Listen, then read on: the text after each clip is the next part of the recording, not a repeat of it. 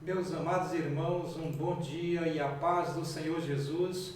Louvamos a Deus por mais esta rica oportunidade que o Senhor nos dá nesta manhã de domingo para mais uma lição da nossa Escola Bíblica Dominical. Meus queridos, estamos estudando a carta que Paulo escreve a Filemon e com muita alegria nós convidamos a todos os nossos amados irmãos a estarmos juntos diante de mais uma lição maravilhosa.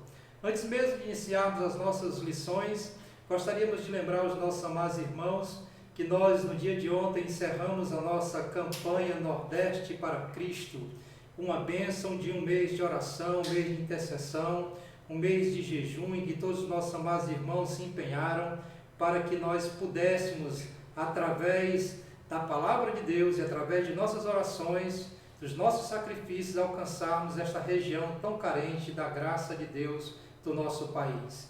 Encerrando esta campanha do Nordeste para Cristo, a nossa igreja, a nossa comunidade local convocou os nossos amados irmãos no dia de hoje, que cada um de nós possamos trazer aquele nosso amigo, aquele nosso parente, no qual nós estivemos intercedendo por eles durante todo este mês. Portanto, os irmãos não esqueçam, tá certo? Neste dia, de trazer o seu amigo, o seu irmão, para estar junto conosco em um culto especial. Meus amados, nós estamos hoje estudando a carta de Filemon e especificamente nós estaremos estudando a lição Filemon, uma parábola da obra mediadora de Cristo. E a temática desta nossa lição está baseada na carta que Paulo escreve a Timóteo, a 1 Timóteo, no capítulo 2 e o versículo 5, que nos diz: porque há um só Deus e um só mediador entre Deus e os homens, Jesus Cristo, homem. Meus queridos, que o Senhor possa nos ajudar nesta manhã. E nós estaremos iniciando esta nossa escola bíblica dominical com oração. E nós convocamos os nossos amados irmãos a todos juntos nos apresentarmos diante do trono da graça do Senhor. Querido Deus, amado Senhor, Senhor, nós te louvamos. Nós te somos gratos, ó Deus, pela noite de paz que tu nos deste. Te somos gratos, Senhor, pelo alvorecer de mais um novo dia. Te somos gratos, Senhor, pelo dom da vida. Te somos gratos, ó Deus, por tudo quanto tens feito por nós. Senhor, muito obrigado, Senhor, pela obra redentora de Cristo Jesus, teu Filho amado, Senhor, na cruz do Calvário, Senhor. Nos resgatando, nos redimindo, Senhor, Pai amado, para junto de Ti. Meu Deus, nós te louvamos, Senhor. Te louvamos, ó Deus, Pai querido, pela Tua igreja. Nós te louvamos, Senhor da glória, por tudo quanto tens realizado em nossas vidas. Continua, Senhor, conosco. Vem nos abençoar, Senhor. Pai amado, abençoa cada um dos Teus filhos que estarão, ó Deus, linkados nesta manhã, juntos, ó Deus, para aprendermos da Tua santa palavra. Fala conosco, ó Deus, nesta manhã, usando o Teu Filho, nosso pastor Ezion, Senhor. Pai amado, que o Teu Espírito possa abrir o nosso entendimento, Senhor. Pai querido, que nós possamos, dia após dia, colocarmos em prática tudo quanto aprendemos de Ti, Senhor, através da Tua santa palavra. Abençoa-nos, Senhor, que o Teu Espírito possa nos dar uma manhã proveitosa, uma manhã alegre, uma manhã feliz. Meu Deus, abençoa, Senhor, todos os que estão, Senhor, linkados conosco e aqueles que ainda hão de assistir a esta aula, Deus. Pai amado, nos abençoa, Pai. Nós te somos gratos por tudo, em nome de Jesus. Amém e amém. Meus queridos, neste momento estaremos adorando ao Senhor com alguns hinos. Nós gostaríamos de chamar aqui o nosso amado irmão Neemias para, junto com todos nós, adorarmos ao Senhor.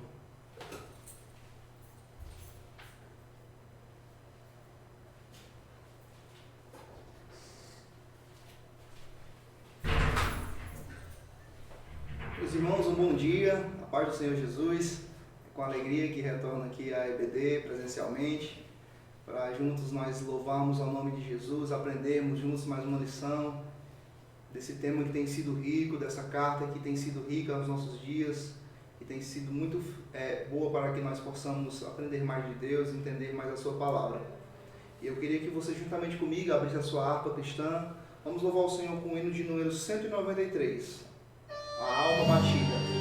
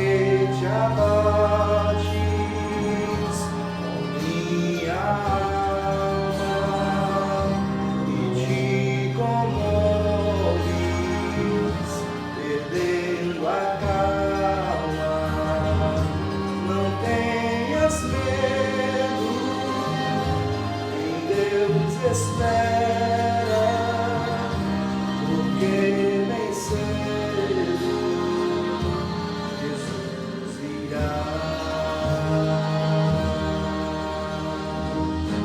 Ele intercede por ti, minha alma, espera nele com fé e calma. Jesus de todos teus males salva e te abençoa dos altos céus, porque te abates, ó minha alma, e te comoves, perdendo a calma. Não tenhas medo, em Deus espera, porque bem cedo Jesus virá. Aleluia.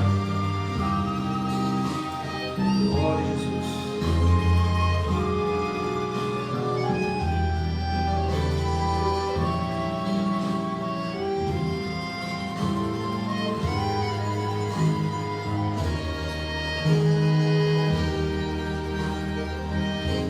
Terás em breve as dores findas, um dia alegre da sua vinda.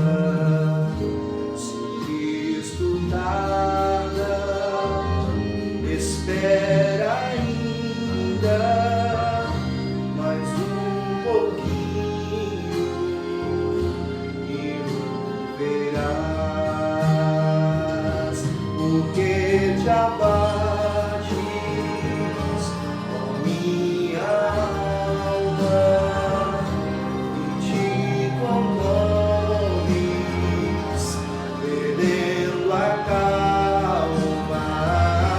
Não tenhas medo, em Deus espera, porque bem cedo Jesus virá.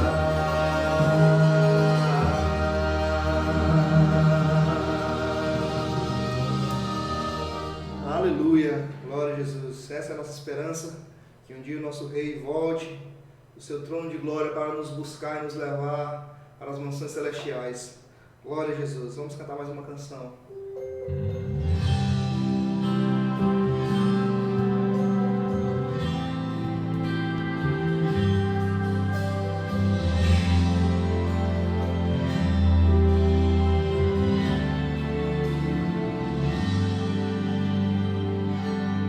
Ninguém acreditou quando o Filho de Deus se manifestou. Ninguém o recebeu, pois era como você e eu, homem comum e por um tempo limitado. Mas a quem creu, deu-se o direito de ser filho de Deus. Tomou sobre os seus ombros nossas dores e os meus pecados levou sobre si. O que nos afligia subjugou e os meus pecados perdoou.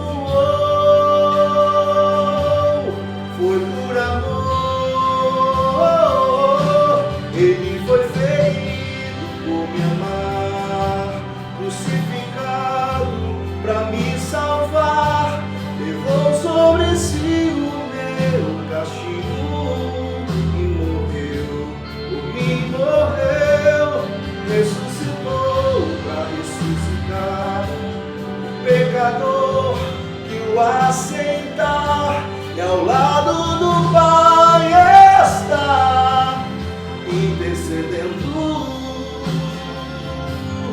por me amar.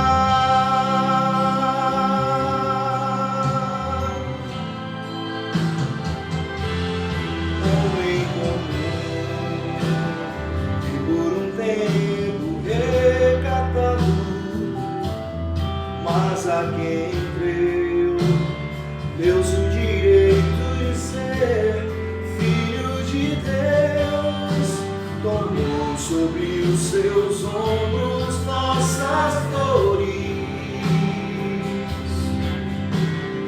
e os meus pecados levou sobre si, que nos afligia subjugou, e os meus pecados perdoou. Foi por amor, ele foi ferido por me amar, crucificado pra me salvar, tomou sobre si o meu castigo e morreu, por mim morreu, ressuscitou pra justificar o pecador que o assentar e ao lado do Pai está intercedendo por me amar.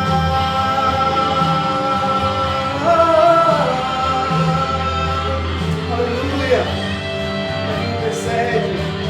Ele foi ferido por me amar, crucificado pra me salvar, tomou sobre si o meu castigo e morreu, por mim morreu, ressuscitou pra justificar o pecador que o aceitar e ao lado do Pai está intercedendo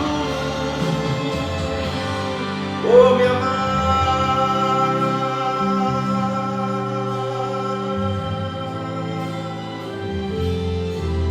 Glória seja dada ao nome de Jesus, toda a bênção sobre as nossas vidas. Glória a Deus. Amém. Graças a Deus.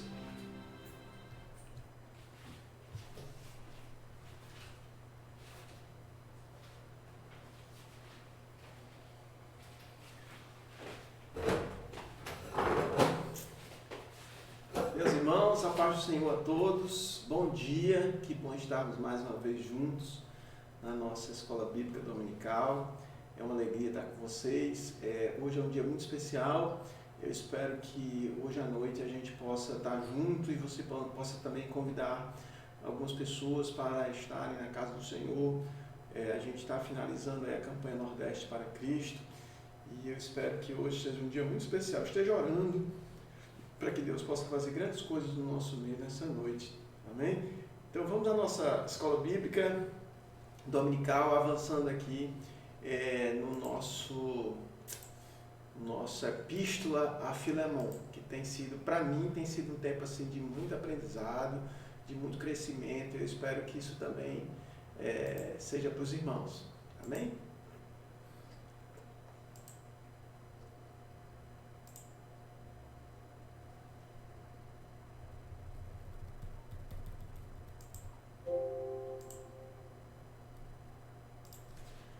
Então vamos lá. A gente vai trabalhar hoje Filemon, uma parábola da obra mediadora de Cristo. Então, eu acho que é um tema assim, muito interessante, tá certo? Preparamos aqui com muito carinho e eu quero que você acompanhe a gente, tá bom? Então, primeiro eu quero ler o texto de 1 Timóteo 2,5. Paulo diz assim a Timóteo: há um só mediador, em grego, mediador é messites. Há um só messites entre Deus e os homens, Cristo Jesus, homem. É isso que Paulo diz, escrevendo a Timóteo, primeira carta de Timóteo, capítulo 2, versículo 5. O que é um messites, um mediador? Mediador é aquele que intervém entre duas pessoas, seja para fazer ou restaurar a paz e a amizade, ou para formar um pacto, ou para ratificar uma aliança. Então, é aquela pessoa que, quando as relações estão estremecidas, sejam elas conjugais, de amizade, então vem uma terceira pessoa e entra no processo para tentar mediar, restaurar essa paz, reconciliar, tá? Então, mediador é aquele que intervém entre duas pessoas, seja para fazer ou restaurar a paz e a amizade. Se nós pensarmos que essas duas pessoas são Deus de um lado e o homem de outro, nós vamos ter esse mediador ou esse messites no meio, tá? Então, Deus de um lado e o homem de outro, e nós vamos ter um mediador. É isso que Paulo diz em 1 Timóteo 2,5. Há um só messites entre Deus e o homem. E esse messites, esse mediador, faz o quê? Ele entra no circuito para restaurar a paz ou a amizade que foi quebrada, ok?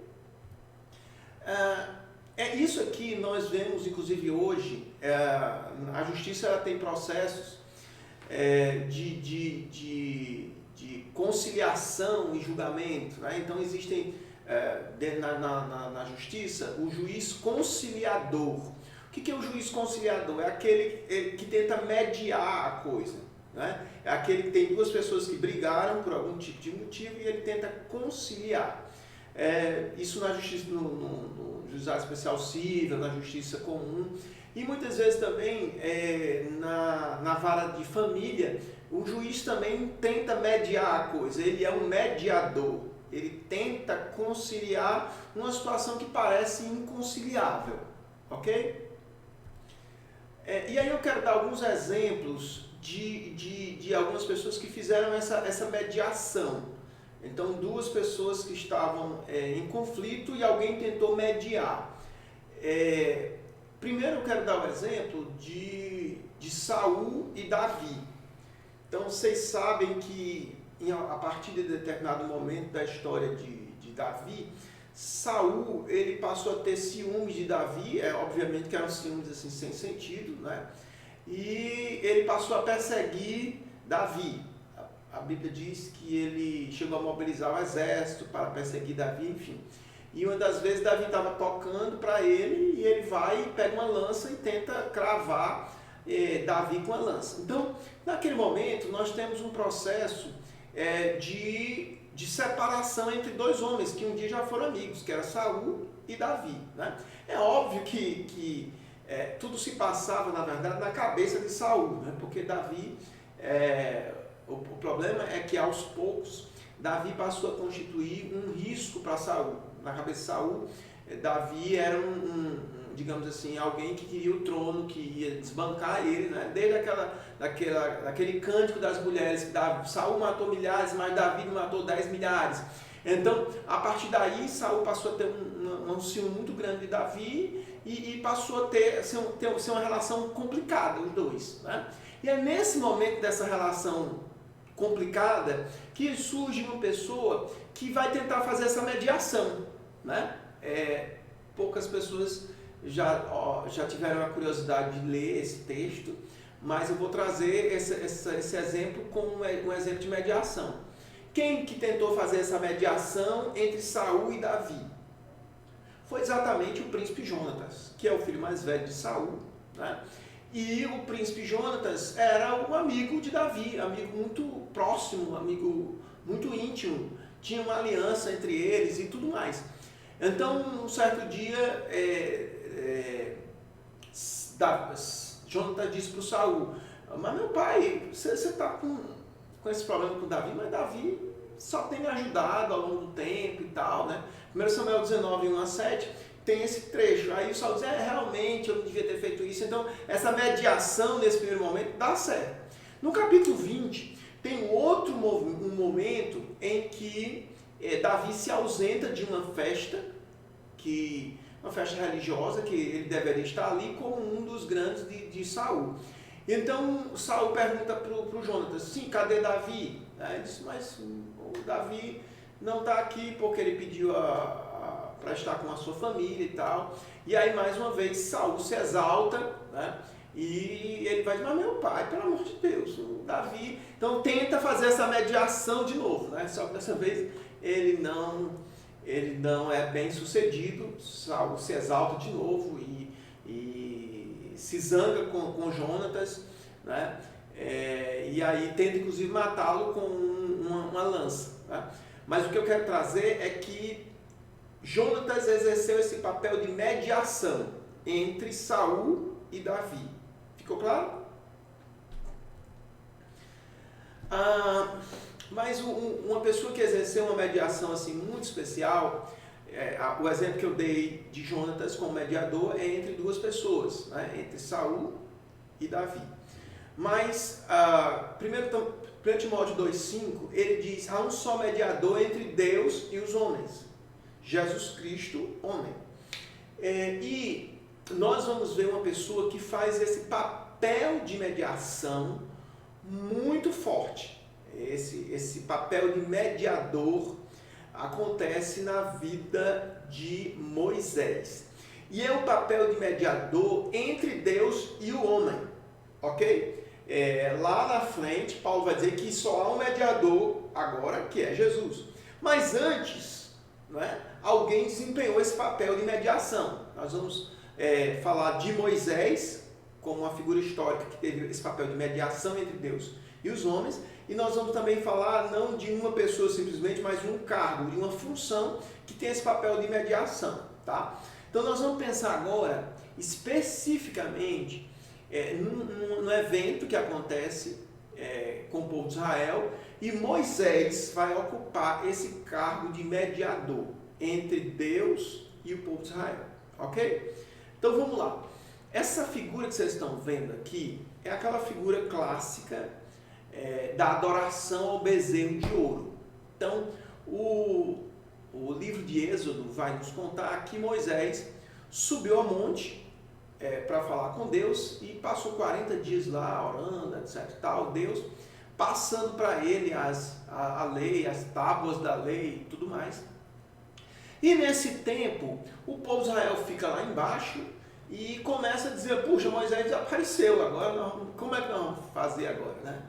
Quem é o Deus que vai nos conduzir e tudo mais? Então, nesse processo aí, Arão toma a frente e pede para eles trazerem o que eles têm de ouro, né? Então, as mulheres tiram os brincos, os pendentes e tudo mais, e ele traz e coloca numa forma de bezerro, faz o bezerro de ouro, e diz para o povo, pronto, está aqui o nosso Deus, nós vamos adorar o nosso Deus, né? Então, eles começam a adorar, a celebrar, adorar aquele bezerro de ouro, e o povo faz dança e faz festa, então vira um negócio, né? E nesse tempo Moisés começa a descer o monte, quando Moisés começa a descer o monte, começa a ouvir todo aquele negócio. Mas antes mesmo dele começar a descer o monte, Deus já estava vendo o que estava acontecendo lá e já estava dizendo para Moisés, isso é interessante. Moisés foi avisado da rebeldia do povo ainda lá, né? Êxodo capítulo 32, versículos 7 a 14. Moisés ainda estava no monte quando Deus lhe revela toda a transgressão do povo lá embaixo. O pecado era grave. E Deus já diz assim, bom, eu vou destruir esse povo, Moisés. Não dá, né? Um povo que eu tiro do Egito, eu faço milagres, muitos sinais, e agora está aí o povo adorando um infeliz, um bezerro de ouro. Dizendo, não dá, Moisés, vamos fazer o seguinte, nós vamos destruir esse povo, vamos acabar com tudo, e nós vamos começar tudo de novo. E nós vamos começar, Moisés, contigo. A partir de você, nós vamos fazer uma grande nação, tá? Então, eu vou acabar com esse negócio. Então, o que nós temos aí? Nós temos uma transgressão do povo, uma transgressão assim, eu diria que é uma transgressão muito relevante, né? O povo adorando o bezerro de ouro. E o Deus irado, né? com o pecado do povo e decidido a acabar com aquele povo e começar tudo de novo a partir de Moisés. Ok? E aí, nesse momento, nós vamos perceber o papel mediador de Moisés. Então, o que Moisés vai fazer? Entre Deus e o povo de Israel está Moisés. E Moisés vai interceder pelo povo. Ok? Então, vamos ver. A gente tem um povo que transgride, um Deus que está irado com aquela transgressão, né? Um povo que já tem uma coisa que Deus já tinha dito que ia fazer, vou destruir todo mundo. Mas Moisés então começa a mediar a situação. Senhor, mas é o povo que tu tirou do Egito, Senhor.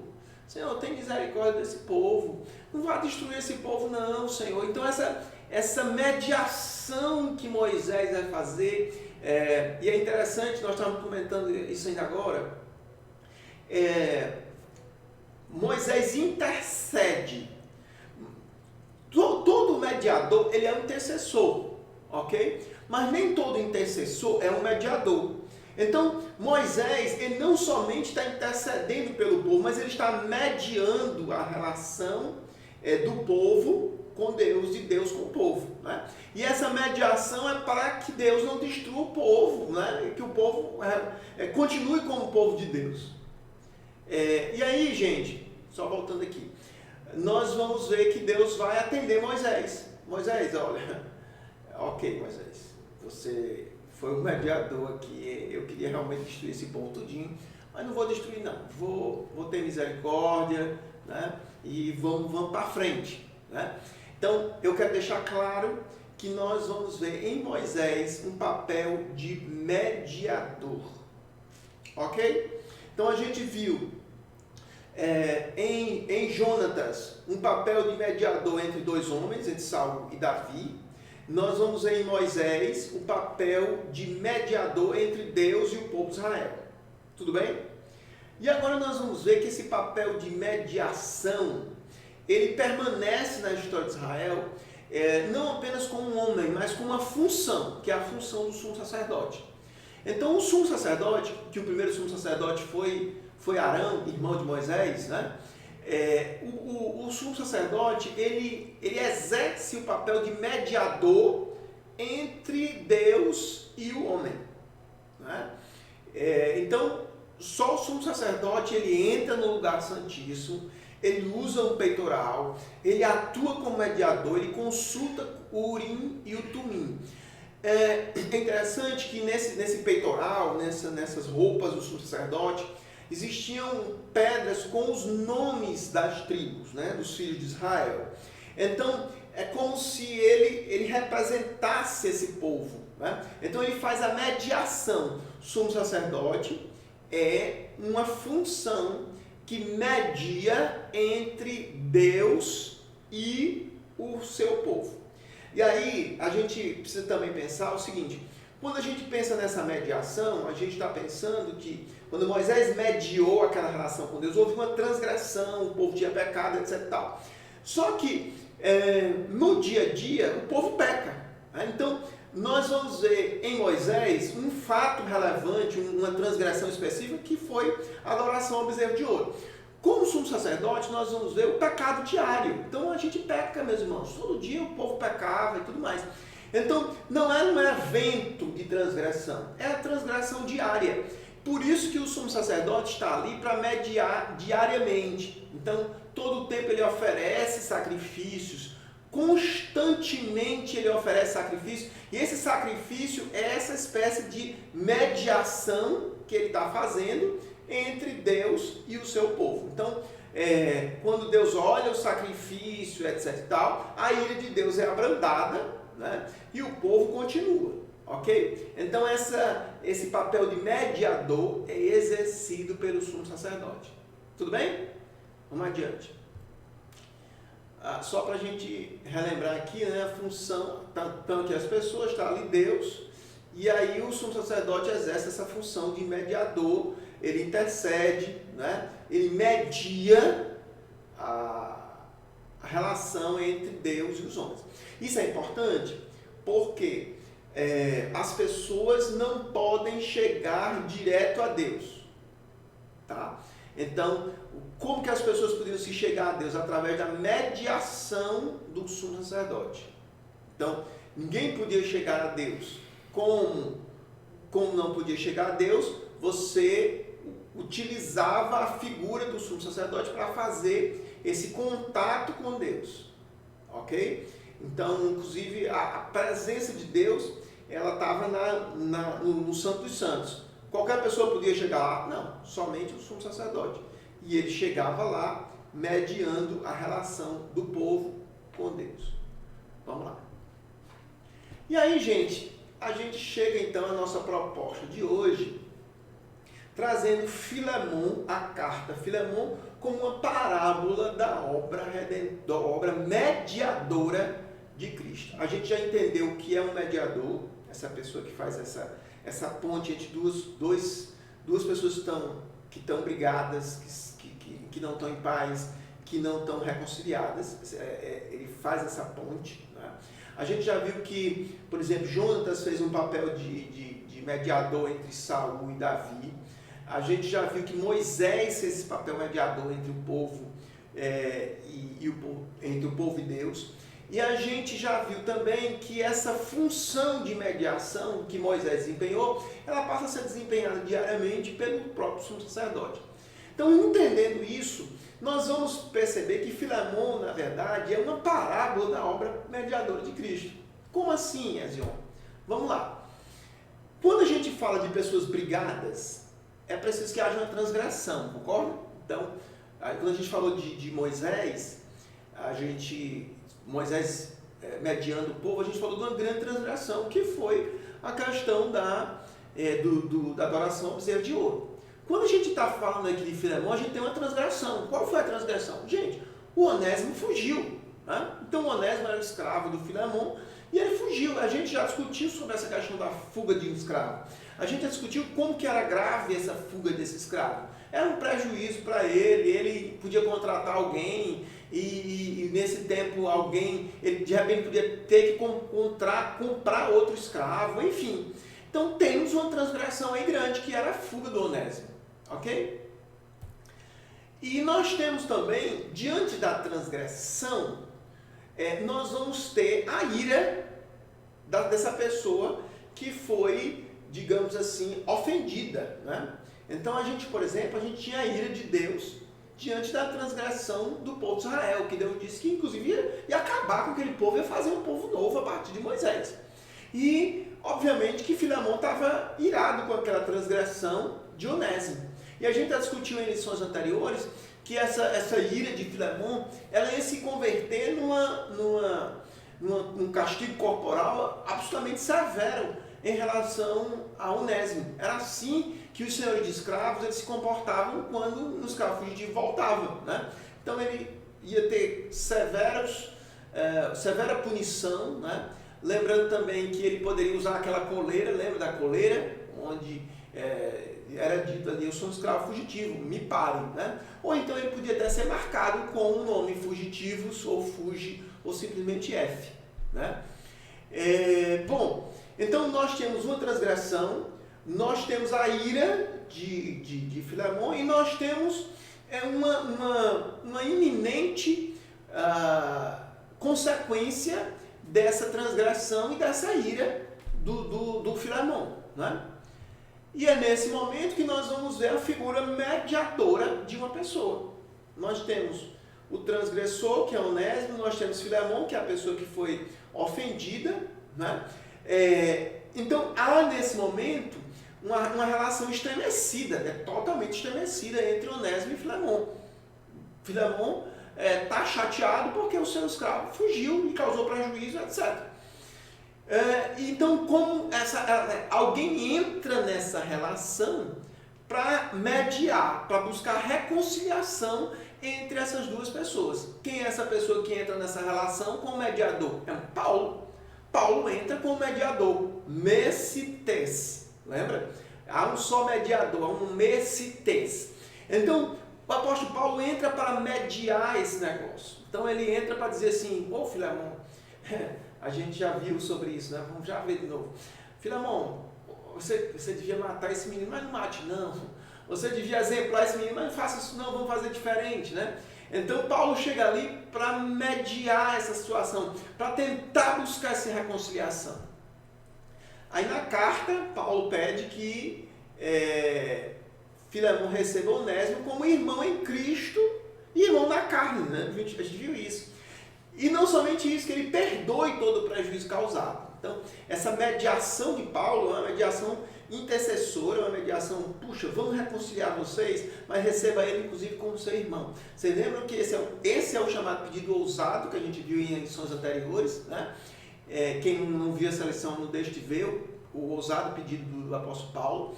Então, pensa que essa carta vai ser recebida assim com um certo, puxa, ele está pedindo isso. Né? Essa mediação é uma mediação um tanto pesada, porque o que ele pede não é uma coisa simples, né? Então ele pede que ele receba como irmão e lembra que Onésimo como escravo ele é apenas uma coisa. E agora ele é pedido para receber como irmão, como uma pessoa da família. E que ele perdoe todo o prejuízo causado. A gente não sabe exatamente o prejuízo, e a gente imagina que inclusive que Onésimo ao sair roubou alguma coisa, né?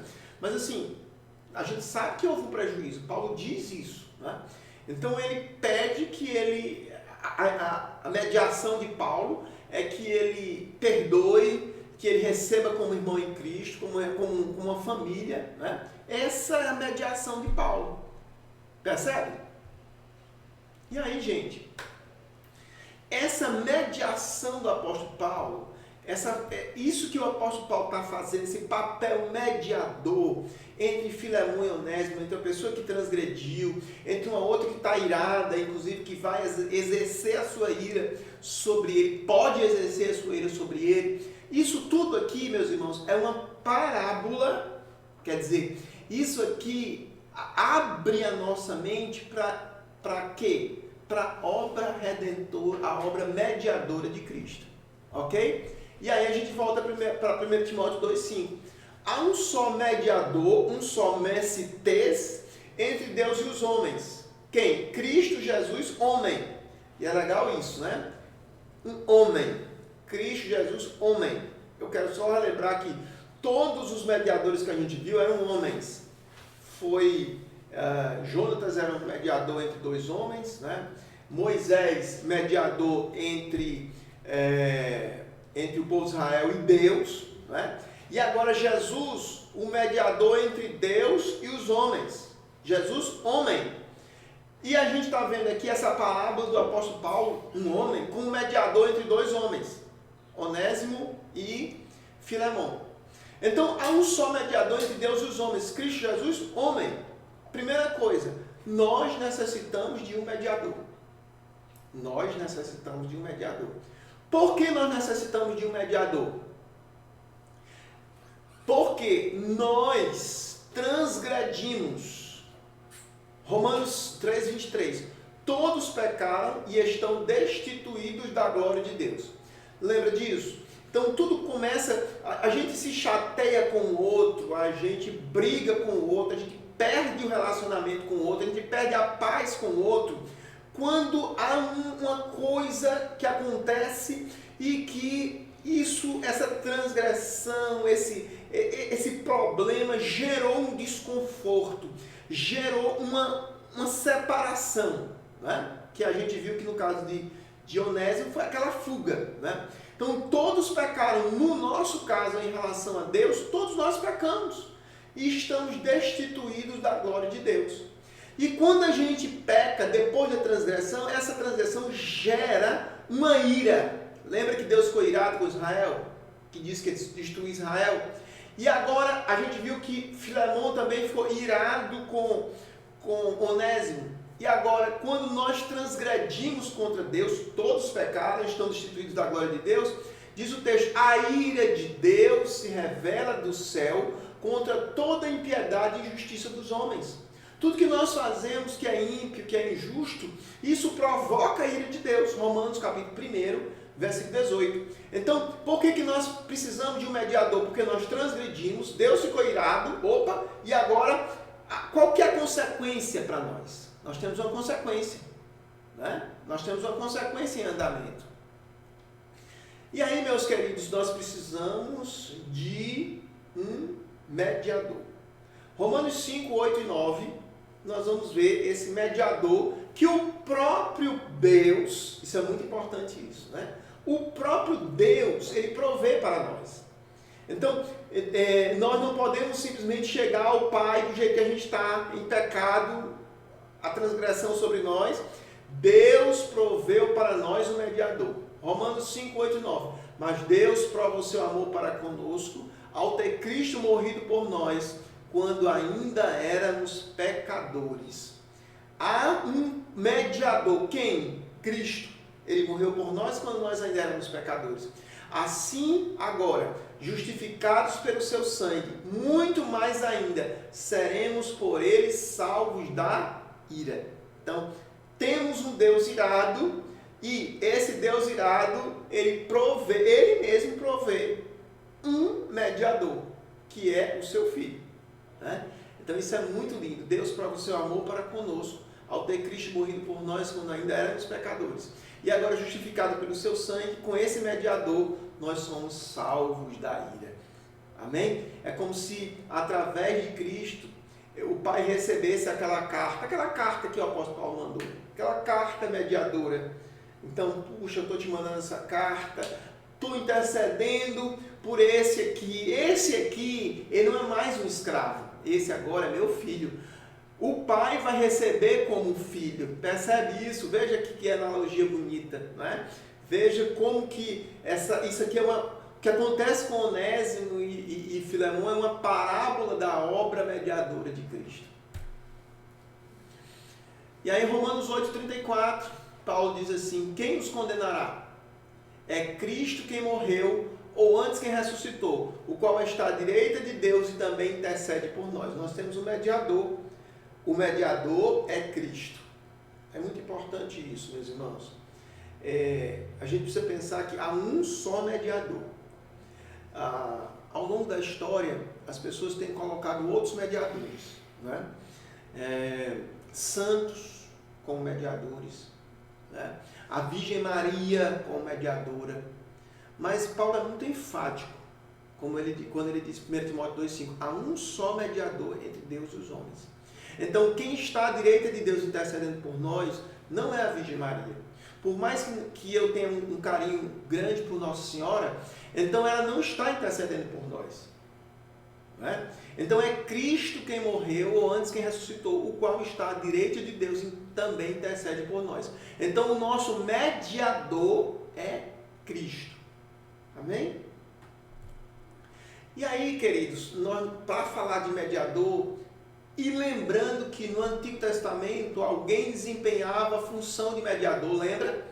Então a gente falou de Moisés desempenhando essa função de mediador, e a gente falou que depois de Moisés, aliás, já no tempo de Moisés, o sumo sacerdote, seja lá qual for ele vai desempenhar essa função de mediador. Então, o escritor aos Hebreus, ele vai trabalhar de que antes você tinha o sumo sacerdote, que o tempo todo oferecia sacrifícios e era o mediador. Esse sumo sacerdote, agora, ele é Cristo. Então, Cristo é o nosso sumo sacerdote, que ele não está oferecendo sacrifício todo dia. Ele ofereceu um sacrifício definitivo por nós e ele é o nosso mediador. Então veja como o que o escritor aos Hebreus afirma tem tudo a ver com o que o apóstolo Paulo afirmou aos Romanos, que nós já lemos. Então, esses dois textos, Hebreus e Romanos, eles casam perfeitamente no que diz respeito a obra mediadora de Cristo. Paulo vai sempre falar nisso. A gente já citou 1 Timóteo 2,5, né? Há um só mediador. E isso, esse papel de mediador, desempenhado pelo sumo sacerdote no Antigo Testamento, ele passa a ser desempenhado por Jesus. Hebreus 3,1. Por isso, irmãos santos, que participais da vocação celestial, considerai atentamente o apóstolo e sumo sacerdote da nossa confissão. Quem? Jesus. Então, se o sumo sacerdote desempenhava o papel de mediador, esse papel agora é desempenhado unicamente por uma pessoa. Quem? Jesus. Esse que morreu, ressuscitou e está à direita do Pai, intercedendo por nós, fazendo a mediação por nós. Amém? Que bênção. Hebreus 4,15. O mediador, Jesus Cristo, homem. Possivelmente não foi Paulo que escreveu Hebreus, mas eles estão plenamente, os dois autores, eles estão plenamente em total sintonia, né? 1 Timóteo 2,5, o único mediador entre Deus e os homens, Jesus Cristo, homem. Hebreus 4,15, quando o escritor dos Hebreus vai falar que esse sacerdote, sumo sacerdote, ele precisa ser um homem. Por quê? E aí ele explica, porque não temos um sumo sacerdote que não possa compadecer-se das nossas fraquezas, mas alguém que à nossa semelhança, Jesus foi a nossa semelhança, viveu aqui, foi tentado em todas as coisas, porém sem pecado. Então esse sumo sacerdote, ele pode mediar, esse homem, ele pode mediar, ele compadece das nossas fraquezas, isso é importante. Quando a gente diz assim, o homem que se compadece das nossas fraquezas, não quer dizer que Jesus, ele caiu nas fraquezas que nós temos, mas ele conheceu as nossas fraquezas. Enquanto o homem aqui, ele foi tentado em todas as coisas, porém sem pecado, né? Então, por exemplo, o apóstolo Paulo, quando ele entra como mediador de Onésimo, não quer dizer que ele já tinha fugido ou coisa do tipo. Talvez ele nunca tivesse tido essa experiência dessa transgressão que Onésimo fez. Mas ele podia se compadecer do que Onésimo fez. Ele podia ter empatia por Onésimo. Então isso é importante. Jesus Cristo, enquanto sumo sacerdote e que foi homem, ele tem empatia por nós, ele compadece das nossas fraquezas, ele conhece a nossa estrutura, diz o texto, né? Lembre-se que nós somos pó. Então, ele vai ter essa identificação conosco, alguém que a nossa semelhança foi tentado em todas as coisas. Amém? Então nós temos um mediador que não é um mediador estranho à nossa realidade. Por exemplo, quando nós, digamos assim, estamos tristes por algum motivo, ou porque nós fomos abandonados, ou esquecidos, ou relegados a alguma coisa, a gente vai orar, vai falar com Deus, vai chorar, e Jesus sabe o que é isso. Jesus viveu aqui. Jesus sabe o que é muitas vezes ser negado, ser traído, né? Então, nós temos um sumo sacerdote, um mediador que conhece as nossas fraquezas. Por isso ele pode se compadecer.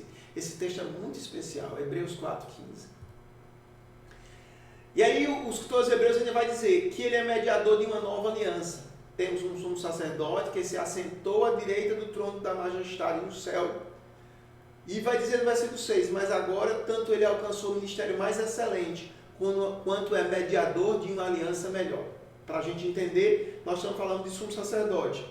O sumo sacerdote no Antigo Testamento era o sumo sacerdote de uma aliança que todo o tempo, além de o sumo sacerdote morrer ao longo do tempo, né?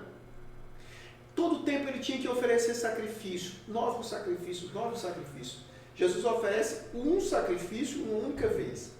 Ele é ao mesmo tempo o sacerdote, mas ele é também o cordeiro do sacerdócio, né? O cordeiro do sacrifício.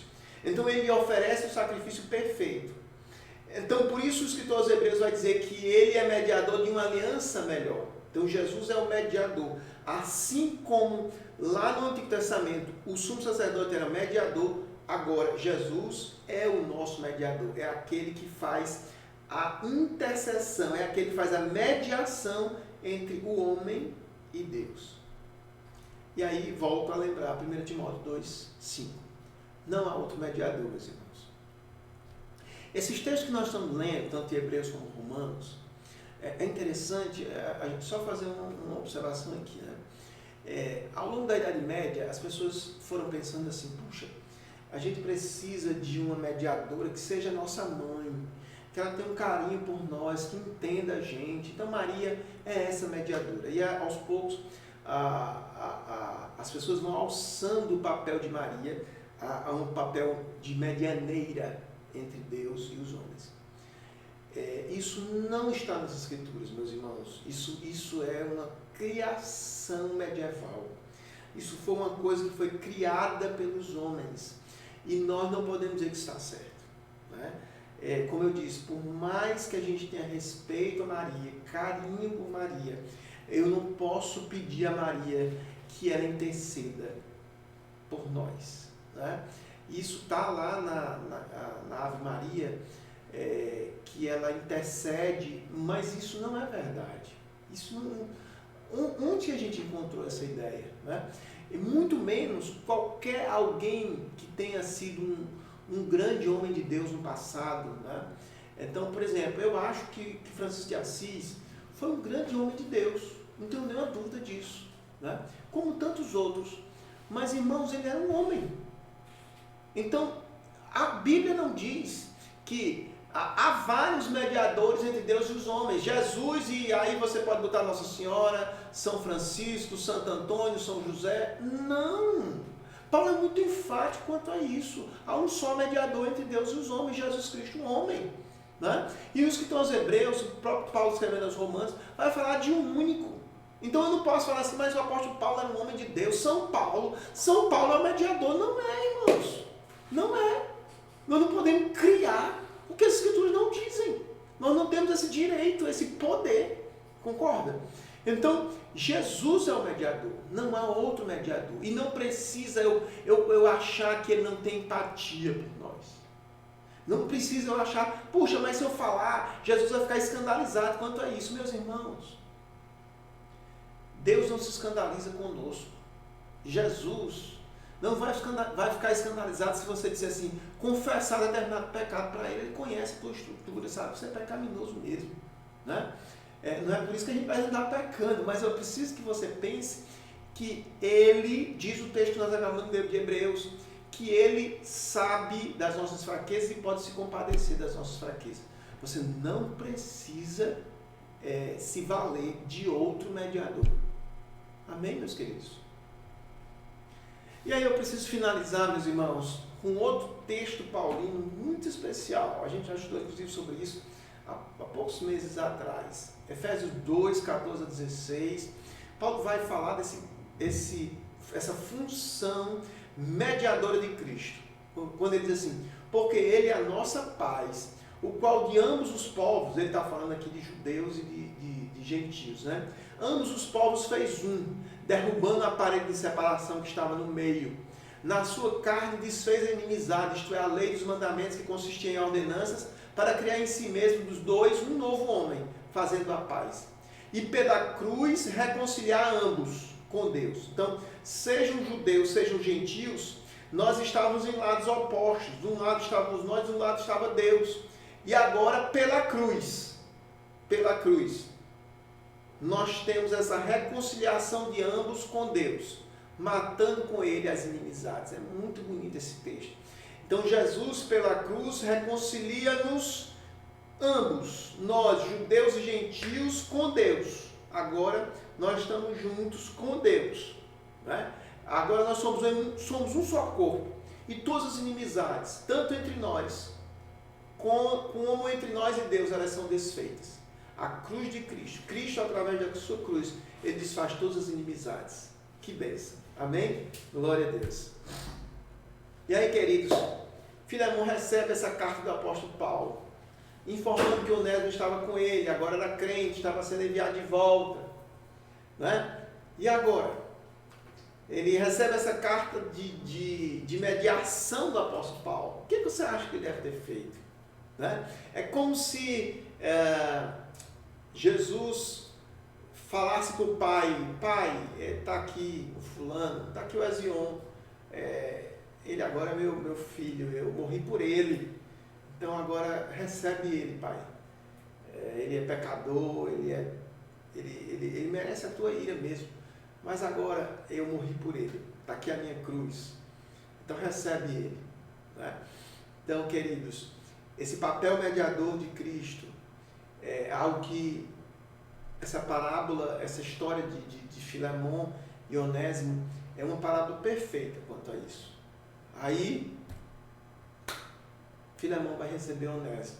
Eu acredito que ele vai receber realmente como filho, porque ele vai entender que essa ação mediadora é uma ação especial.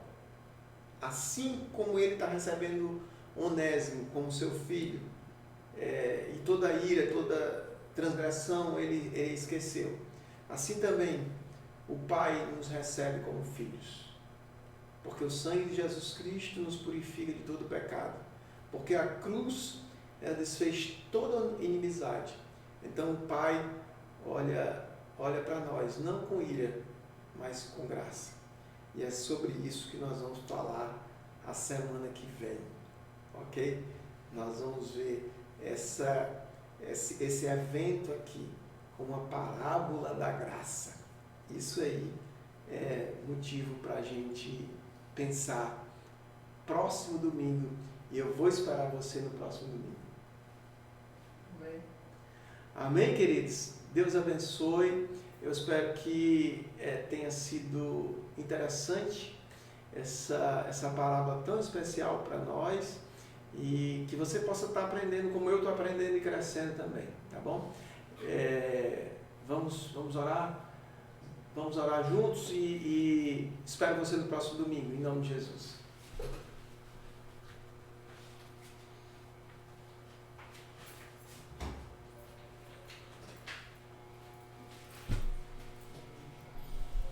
Meus amados, que coisa maravilhosa, não é? Espero que cada um de nós possamos ter guardado esse sim em nosso coração, para no dia da adversidade nós possamos revoltar todo o mal que possa advir sobre nós.